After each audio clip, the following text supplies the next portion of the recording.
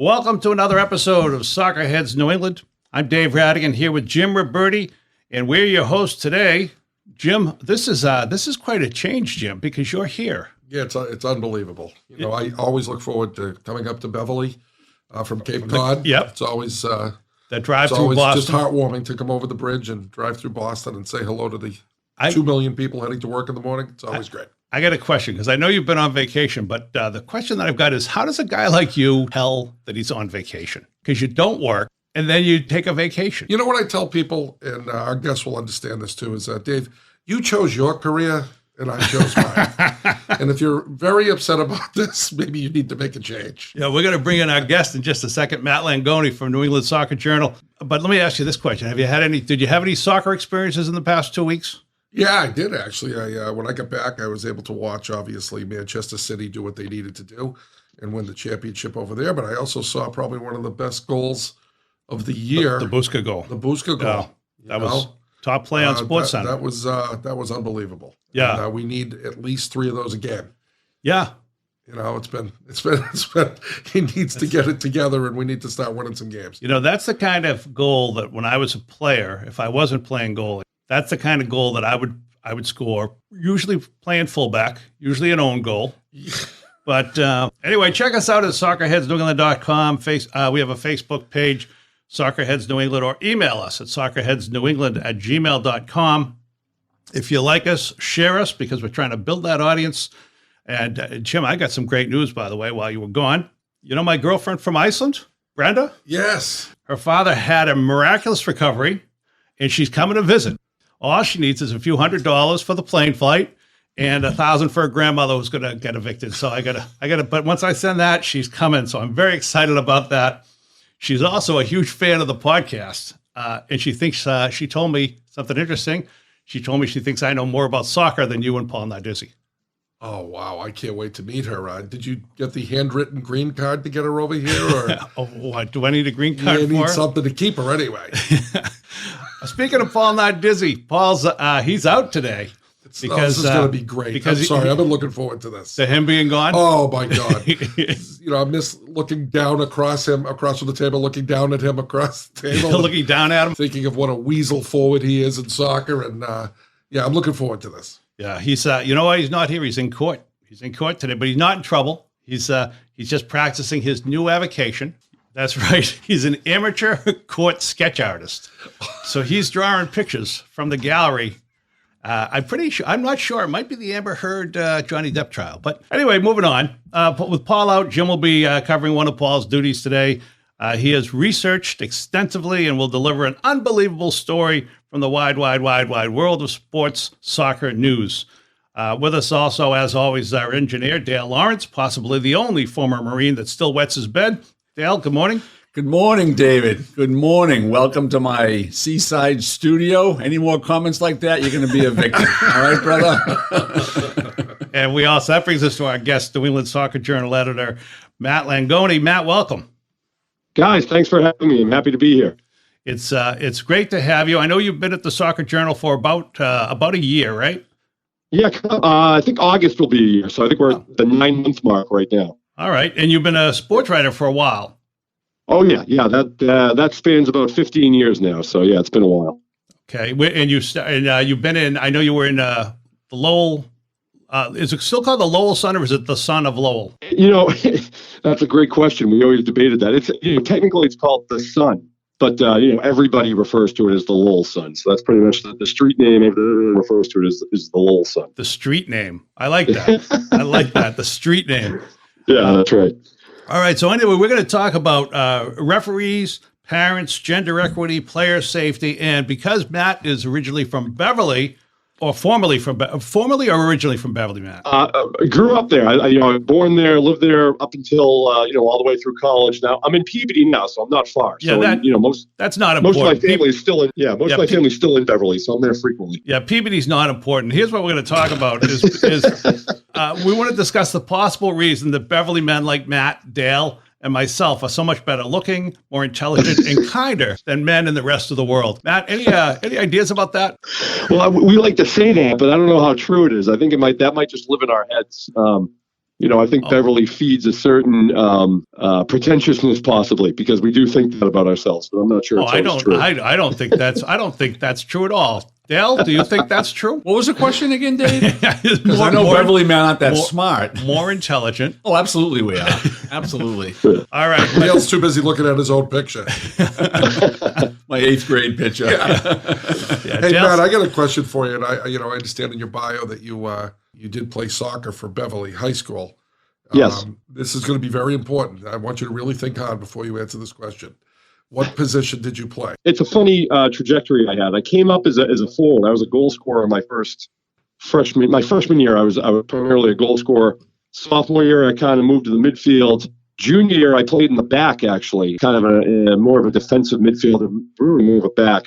And then senior year, I was back in the midfield. So I was all over the place. But growing up, scoring goals was the thing that drew me into soccer and the thing I really loved doing. But I realized you needed a certain amount of versatility and ability to adapt to different positions. So I kind of went with where they needed me to be. So, as a former keeper myself, Yes, you Matt has moved way up above Paul on my hierarchy by moving back. by being a defensive midfielder. There you go. That's right. I played in the first Beverly High School soccer team ever back when it was not varsity, but it was a club the first year. Then it became a varsity sport. And I don't know, what was the best year scoring for you? At the varsity level, my senior year, I think I had 6 goals. Okay, that's better than me. I think I had about 3, but I was a goalkeeper, and those were on punts. So, 2 into That his own seems, net. seems like the ball moved gone the wrong way. I don't know. yeah, that's why I don't know why I gave up the sport, but my coaches were happy about it. Anyway, yeah, but I played, but by played I mean I was an underclassman who sat on the bench watching the other guys played, and then I would play during the practices and convince my coaches they made the right choice. Hey, you were there. You were there. That's all. That's that the matters. important thing, and the further we get from it, the fewer witnesses they are. Exactly. It can be anything you want now. Those stories can be any way you want to shape them at this point. Yeah, this is true. This is very true. Keyword is shape. Well, so we're going to get to other soccer things in a second, but first we've got some plugs. We've got 3 sponsors we want to plug. First of all, Monster Soccer, founded by Paul Nardizzi, run by Bryce Nardizzi. The camp will train your soccer player to be better using the same techniques Paul used to develop Bryce, who went on to an excellent college career, and his brothers. Jim, do you think the Nardizzi kids ever experienced blood doping? No, but I'm sure they experienced massive beatings. There was some bloodletting. It's not as much fun to do that when Paul's not here. Anyway, they don't blood dope at Monster Soccer, but if you want to get better using advanced sports techniques, call them at Monster Soccer. In fact, you can email us, and we'll make sure that the message gets to Bryce. We also want to give a plug to financial advisor Rick Spencer. He's a sponsor of Soccerheads New England. His number is 978-857-7573. Rick speaks at free seminars for soccer clubs, youth leagues, and the public. He'll help get your kid into college, athlete or not. Rick's also my financial advisor, and because of Rick, I can afford a lifetime supply of Pringles, Fanta, and Mr. Bubble. That's what I call a fun Saturday night. To have Rick come speak to your group or to check out one of his free seminars, call him at 978-857-7573. And finally, here's a new idea for fundraising, a Soccerheads comedy night. It's a stand-up show with your community will never forget, with soccer-themed humor and giveaways and all kinds of extras. Want to make money and have fun? Email Jim Ruberti at soccerheadsnewengland@gmail.com. Jim can hook you up with a great fundraising show, or he can come to your house and just, come and eat with your family if you'd like. Your choice.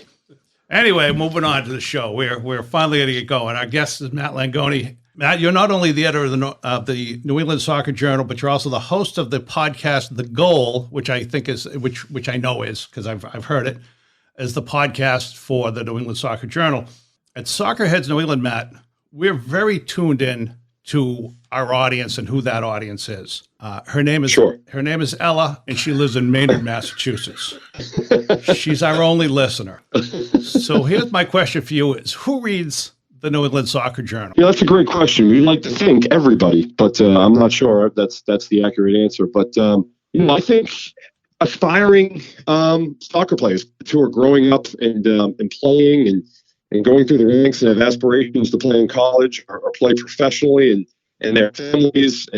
Coaches are pretty well dialed into what we do. It's a publication for true soccer aficionados and diehards. I mean, we try to cover players from their club journey all the way through their college journey. We like to think we cover the sport in a much deeper way than really any place you can find in New England. So we hope to, the magazine tends to be a little more maybe long form and featurey, where hopefully we tell some deeper stories, and it can attract any type of reader who's just interested in the game or interested in deeper stories. And in the website, we try to, have a lot of rankings, a lot of listicles, a lot of things that kind of keeps the pulse on all different levels of soccer and tries to be a little bit more analytical. Okay. And same audience for the podcast, roughly?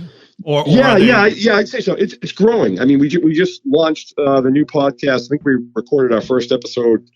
It was either late January or early February. And I think the audience has grown, and, we're trying to dive into different topics, have a balance of personalities and players and coaches, and just try to tackle certain topics if we can. That's the long-term vision I have, to try to have some deeper thoughts on important topics within the sport, while also, having guests on to have a fun conversation and try to balance that whole thing. Hey, Matt, quick question. What is the actual mission of the Soccer New England Journal, or the New England Soccer Journal? What is your mission? I'm trying to promote the game and inspire, and where we can really shine a light on all elements of the game, and inspire players to keep going and grow within the sport, and really, help the sport grow within New England. We all know the popularity it has worldwide, and it's obviously grown immensely within this country, but it's constantly evolving and growing, I think. That's excellent. I think that's one thing we're missing in our podcast, Dave. What's that? The inspiration part. Inspiration. I think we have everything else but inspiration. We have perspiration. There's different ways to do it. Yeah. Let's get to the important thing, all right? Let's get the important thing. I found a bio that refers to you, Matt, as a fish taco aficionado. How do you explain that to people? Say, I've decided to devote my life to fish tacos. I just eat a lot of fish tacos, and so I kind of label myself that because I eat a ton of them, and it really doesn't matter where we're ordering food from at the time. If it's on the menu, I'm pretty much grabbing it. So here's the way that I hear this. I hear he takes his wife out to dinner, Jim, and he looks at the menu and he says, fish tacos, that's cheap. I'll order that. Hopefully she'll have some of that, or I'll order that and then I'll have her salmon. So would you be able to tell me where the best fish taco place in let's say north of Boston or south of Boston is? That is a great question. Yeah, I'm the only one who'll ever ask that question. I enjoy Howling Wolf in Salem has some good fish tacos. The place at the North Shore Mall, it's not, I wouldn't say it's the greatest fish taco you're ever going to get, but it's delicious. You get 3 giant tacos. Massachusetts is not known for its seafood, Matt. That's a good point. That's a good point. We have nothing to offer in that category. It's interesting. You mentioned that. I mean, it is a good point. If you're feeding a family, when you take a family out to dinner, I remember my parents, we had a family of 6 and we'd go out to dinner sometimes, and it must have been such a big deal for them because right now it's like so expensive. Jim's got a family of 5. I know, Matt, you got a family of 4. The way that and you're right. You find a nice, inexpensive place that you can all eat. That's a really good way to solve that problem. Or you could do what I did to solve the problem. I only had 1 kid, and then I got divorced. So that was that's good the thinking. economical way to do it. Yeah. So your family is the same as ours, Dave, but different. Exactly. But here's my point. My fish taco bill went way down. My housing bill went way up. But on balance, I think I'd have to leave that to an accountant to figure out if I had a net gain. All right, let's talk about a couple of soccer issues. The United States is in the midst of, as you know, the big quit is what they call it, where people are quitting their jobs or maybe not going back to work after the pandemic. Where we see it as comedians is in restaurants, which is where we work a lot. The staffing shortages have become a very big deal for restaurants. I keep hearing that it was all about unemployment benefits, but what I thought, and I still think, is because restaurant work stinks. And so I think people weren't coming back to certain types of restaurant jobs because they could find that once they were out of it, they realized they could make other money, make similar money doing different things without as much hassle. Is that what's happened with referees in soccer? But one of the main things that came from the pandemic is everyone got a taste of working from home or not working at all, and you realize you're a lot less stressed and a lot maybe happier. Referee shortage, it's not just soccer. It's happening in all kinds of sports. I mean, my kids play Little League baseball. They play basketball. It's hard to find people who are willing to put up with the nonsense that these referees have to put up with at a lot of these youth games. I mean, whether it's, nutty parents just arguing balls and strikes or offsides calls in soccer and, anything. It's just, they're just constantly on top of these refs. And a lot of these refs, they're not making big bucks doing these games. Right. And, a lot of times they're getting in the car, they're driving 35, 45 minutes to a game on a Saturday morning for, not a ton of money. And they're going to be yelled at and hit with insults from parents and sometimes coaches, sometimes players. And I think a lot of them are just saying, this isn't worth it. Why am I wasting my time doing this? Right. I could just, hang home and eat some breakfast and watch Premier League on Saturday morning. Why am I going to go ref these games? So I think that's really what it comes down to. I think it's become a headache that a lot of people are realizing they don't want to deal with. I have a suggestion. First, I have a suggestion and then a question. And I think this would be something that could help youth sports across the board. Fire hoses. Fire hoses to use on parents, to use on mouthy kids, to use on coaches that are running some kind of shenanigans because they want to win at all costs or create playing time for their kid or some other nonsense. Just fire hose. Just one person. Just grab the hose. Grab the hose and let it fly. No. You don't want everybody. You want to have a designated normal person to be the fire hose monitor.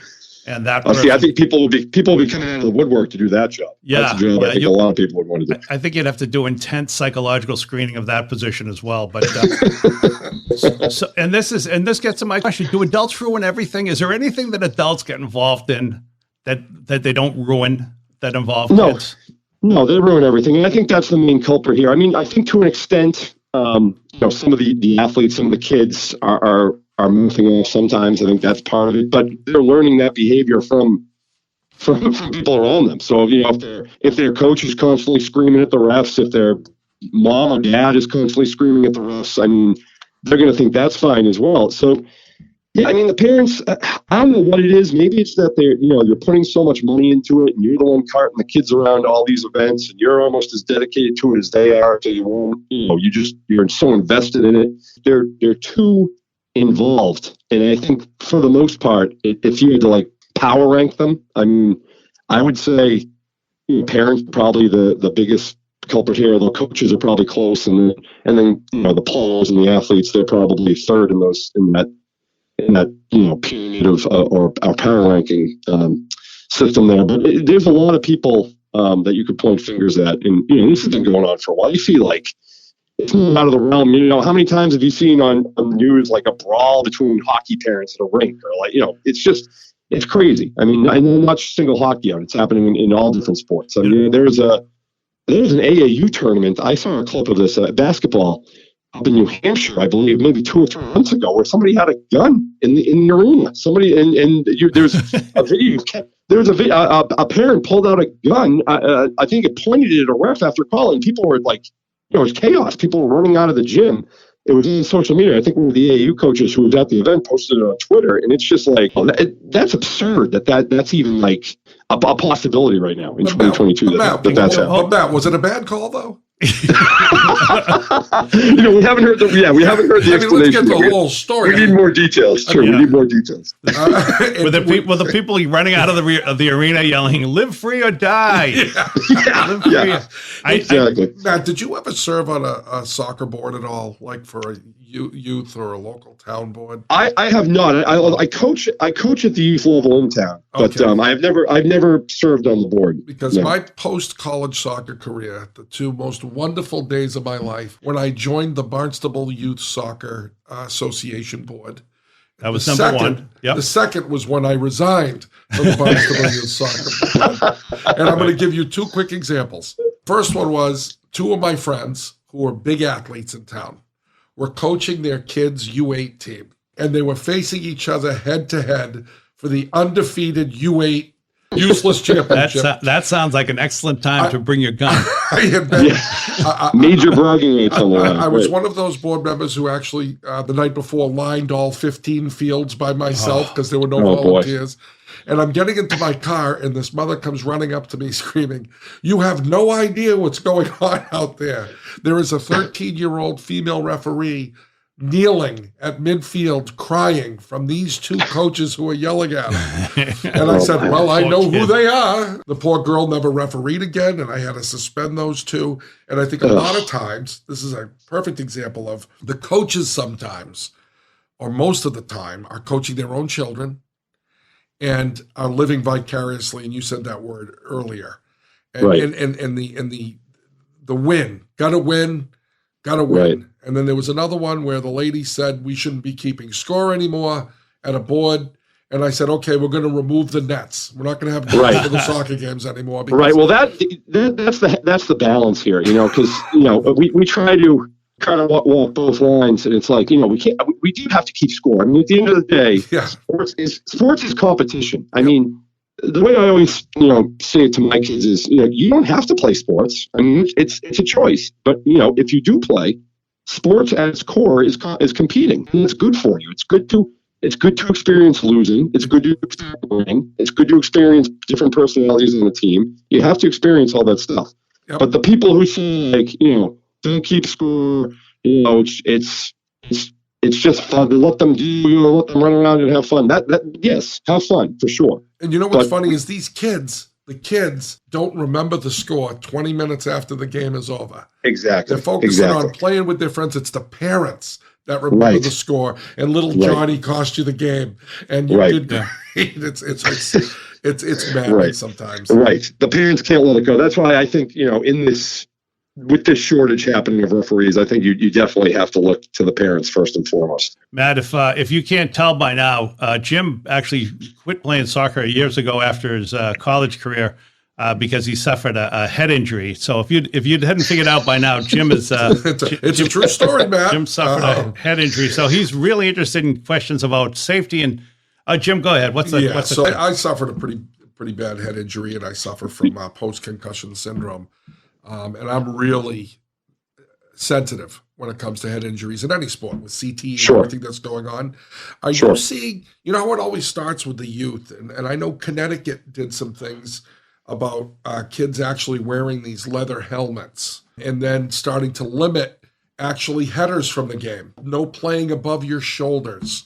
Are you seeing any kind of movement in your experience now, because it's past my experience, but anything with the young kids as far as head injuries and heading the ball, and are you seeing changes? Yeah, well, there's definitely changes in terms of, for instance, in the youth leagues, at least here in town where I live, I mean, they're not allowed to head the ball. I believe until maybe it's U12, maybe U14, and it might be U14. So, if there's like an inadvertent head ball, well, there's a ball played up high, and a kid's instinct is to head it or, do something with it.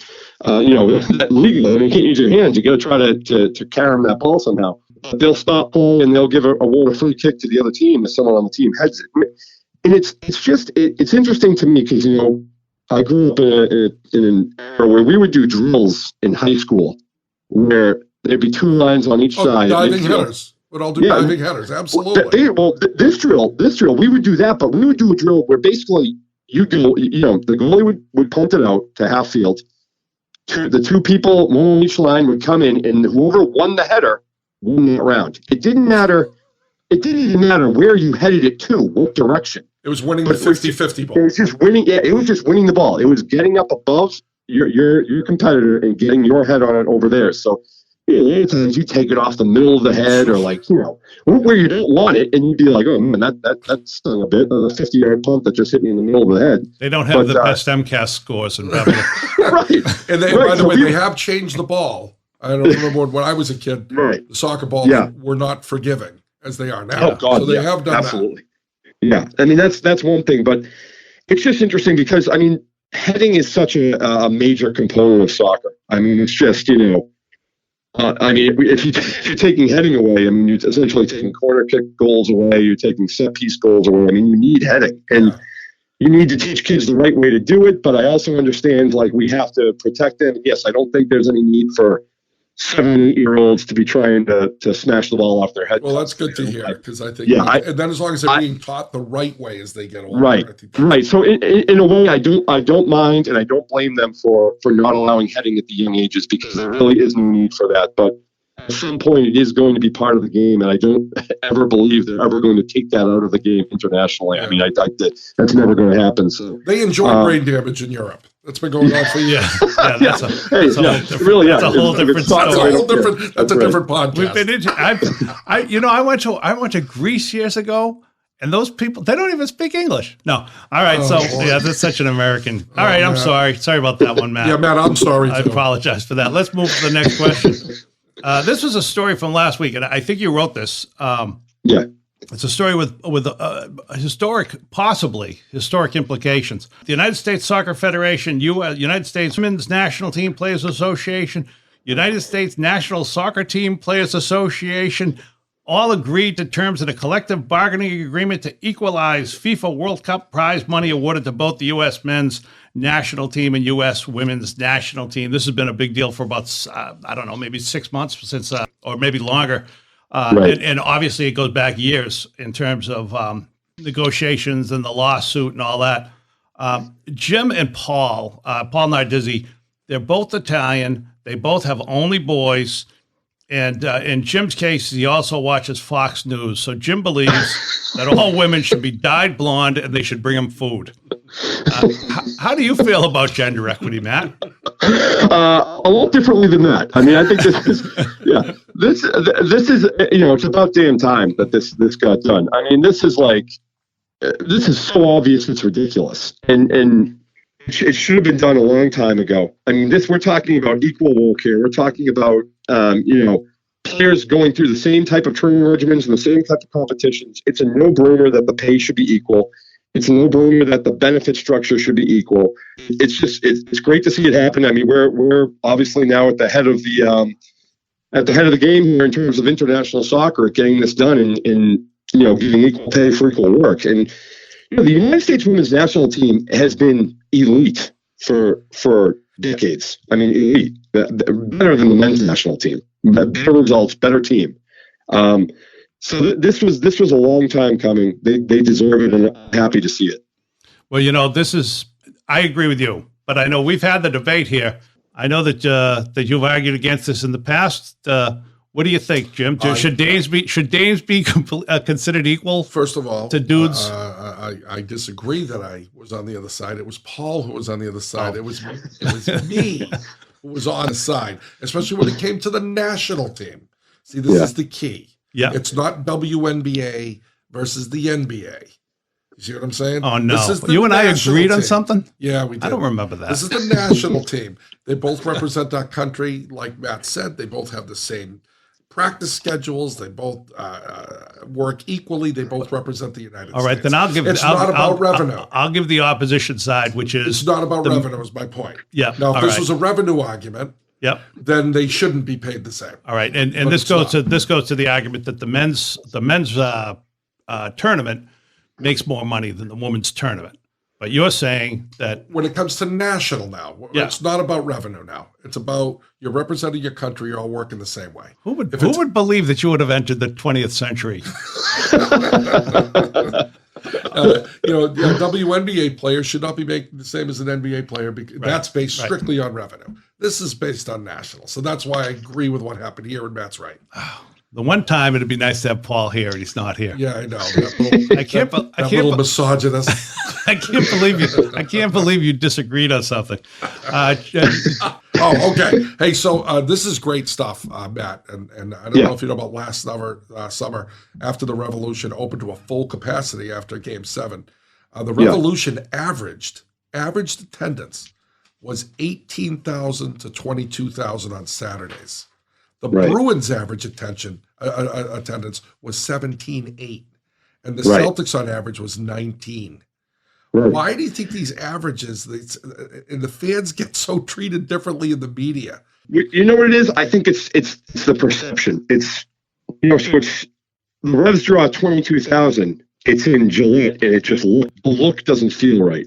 It's a stadium that hosts 70,000 fans. Yeah. So you draw 20. There's tons of empty seats. Maybe people view the Revs as doing more promotional things to get people in seats. But what I think it needs to happen, and there's always discussions about it around here, is they need a soccer-specific stadium. I mean, you're seeing this everywhere. You're seeing it. I was just in Cincinnati recently. They have a brand new stadium for their MLS team. Columbus built a brand new one. Austin's got a brand new one. All these soccer-specific stadiums that bang the place out with 18 to 25,000 people. It's a tremendous environment, and it just looks the part better than playing these matches in a football stadium where they're kind of treated as second fiddle to the Patriots. And, okay, that's cute. We're going to let the Revs play here, and we're going to get 25,000 fans here. They deserve better than that at this point, because the league has come, and the league has expanded and really made an imprint in the country. I think it's time for a lot of these franchises to find a way to get a soccer-specific stadium. Now, we had on our previous podcast Brian Bolello, maybe, or Shauri Joseph, or one of them had mentioned. They all talk about it. But somebody said there was actually land purchased in the city. Wow. I mean, that would be a game changer. No, I don't think so. I think that's what we heard. That within the next couple of years is going to be an announcement. Matt, have you heard this? Yeah, I've heard whispers of that for years, but until we see something actually happen, I think the most sensible thing is to get. The problem is, from the shore guys. I mean, getting down to Gillette on a weekday is kind of a pain. I mean, you're trying. You're trying to get down there, but getting to the Garden is kind of a pain. Well, it's not. I guess not from my lens. It's not that bad. Yeah, right. For me, it's like 15 minutes. But I mean, not everybody is willing to break the speed limit the way you are, man. That's a good point. That's a valid We're point. safe drivers here. That's a valid point. Soccerheads New England. Here's why I disagree, and I've said this to Jim, and I get the argument from both sides. I just like the idea, as somebody who watches soccer as entertainment, I like the idea of being able to buy $20 tickets. Drive in, even if it's an hour, it's an hour in, it's 45 minutes back. It's not the congested city that scene that you get when you want to drive in to see the Red Sox. So even if you want to take the train and then the subway and then another subway and then walk 2 miles to see, stand in the sticky floor of the subway on the Green Line to go into Fenway. I just like the idea of being able to go in, get a ticket whenever I want, and enjoy a soccer game, particularly on a nice night. And I mean, I know. Yeah, there's something to be said for that. And and parking is free for Revolution games in the stadium. And, you can tailgate and stuff, and it's a lot. It's a lot more palatable than going in for you're going for a 1:00 Patriots game, and you're basically leaving your house at like 8 a.m. and getting home at like 8. Yeah, it's like a 12-hour day to see if it's brutal. And I think the other reality I would guess is that if somebody does build it either, let's say, closer to the city, they're going to find a huge tract of land, and they've also got to have a business plan that involves concerts and other events, because what's it, 30 games? 30 games for the Revolution, and the Wednesdays draw like 10 or 11,000, and then the weekends draw 21,000. It's a big differential, and of course, maybe if they had, maybe if it was in the city, maybe you'd draw better on the Wednesdays, but that's kind of a big projection, and it's a lot to build for that. Anyway, besides anything we've mentioned, any story or trend that you see as important or interesting, Matt? No, I think this is an interesting time for soccer just locally. I mean, it's kind of the club games are really serious right now. The preps and the high schools and the colleges will be getting back at it in August. So we're kind of in soccer now. I guess soccer's never really quiet because it's pretty much year round at this point. But this is the kind of the interesting time of the year where we're just kind of starting to look ahead for the fall season and keeping an eye on the pro game as well. But nothing that jumps out too much. I think that referee shortage dilemma has been a real thing, and I'd like to see that continue to get attention and get. No, and this is that's the perfect segue, Matt, because we're going to do this segment that we do every week. Usually Paul does it, but this time Jim did it. He researched, and he found a story from the wide world of soccer news. sometimes these stories are so unbelievable that you don't believe them. Jim, what do you got for us? Matt, you're going to love this one, especially when it comes to referee shortages. Sure. In Brazil, a soccer referee was killed during the match, and his head was displayed on a stake at the midfield. Oh, man. This is a real story? This is a real story. 2015, a soccer referee was beheaded and his head was displayed atop a wooden stake at midfield after a big brouhaha erupted at a Brazilian soccer match. Two players went at it. One went to his car after ejected, came back and stabbed the other player who died on the way to the hospital.